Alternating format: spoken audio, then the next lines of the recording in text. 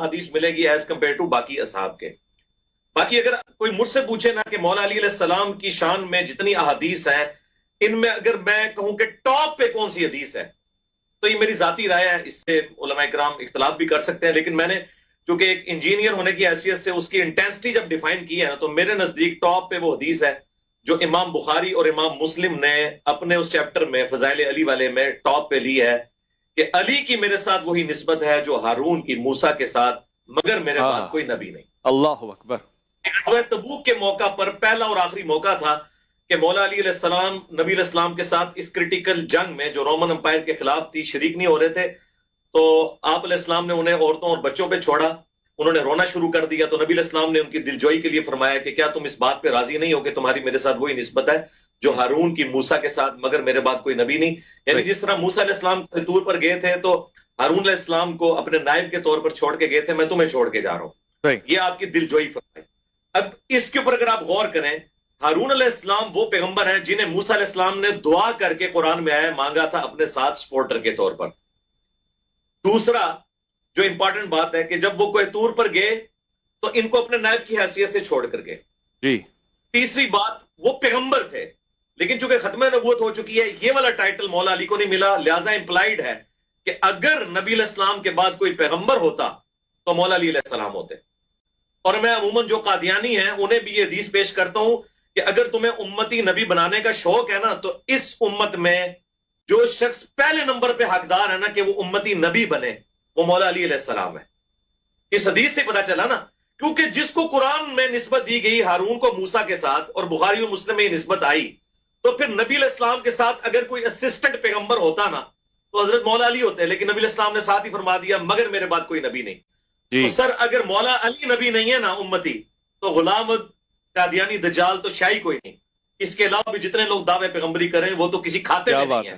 اگر مولا علی کا یہ وہ چیز ہے جو اللہ تعالیٰ نے شرح صدر کی میرے اوپر, اور میں جب بھی یہ بیان کرتا ہوں میرے اوپر ایک کیفیت طاری ہو جاتی ہے کہ یہ ایک حدیث ختم نبوت کے اوپر بھی ایک پہرا دینے والی حدیث ہے. الحمدللہ. سبحان اللہ. اچھا, دوسرے نمبر پہ اگر کوئی حدیث میں لیتا ہوں نا جی, وہ حدیث ہے جو بخاری مسلم دونوں میں ہے کہ غزوہ خیبر کے موقع پر نبی علیہ السلام نے فرمایا تھا کل میں اس شخص کے ہاتھ میں جھنڈا دوں گا جو اللہ اور اس کے رسول سے محبت کرتا ہے اور اللہ اور اس کا رسول بھی اس سے محبت کرتے ہیں. یہ اس سے بڑی ڈگری ہے.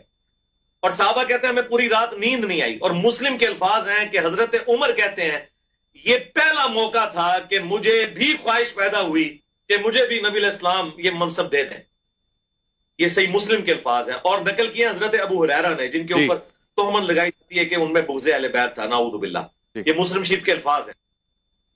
تو صحابہ کہتے ہیں ہم پوری رات اس شوق میں سوئے نہیں کہ یہ کون خوش نصیب ہوگا.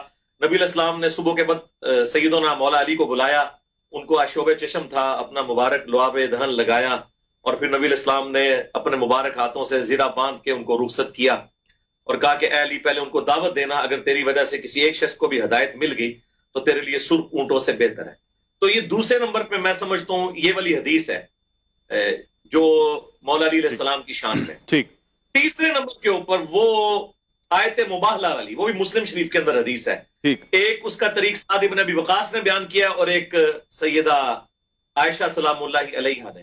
سعد ابن ابی وقاص والا تو بڑا دردناک اس کا طریق ہے.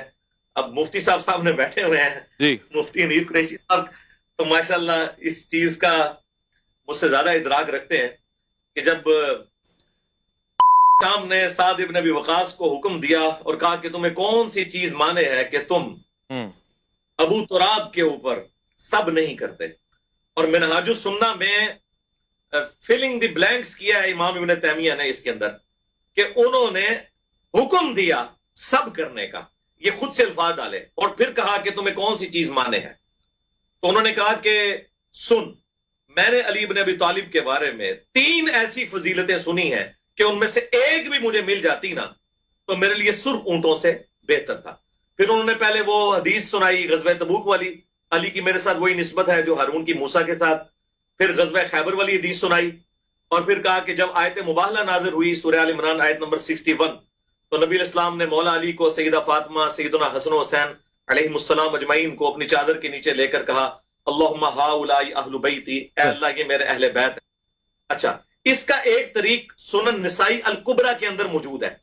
खसाइस अली वाले चैप्टर में, उसमें आगे अल्फाज हैं, साद इब्न अबी वकास का बेटा कहता है कि जब अमीर शाम ने हजरत साद से ये कलिमात सुने तो जितना दिन वो मदीना थे एक जुमला भी मौला अली की तनकीस का अपनी जुबान से निकाला नहीं है।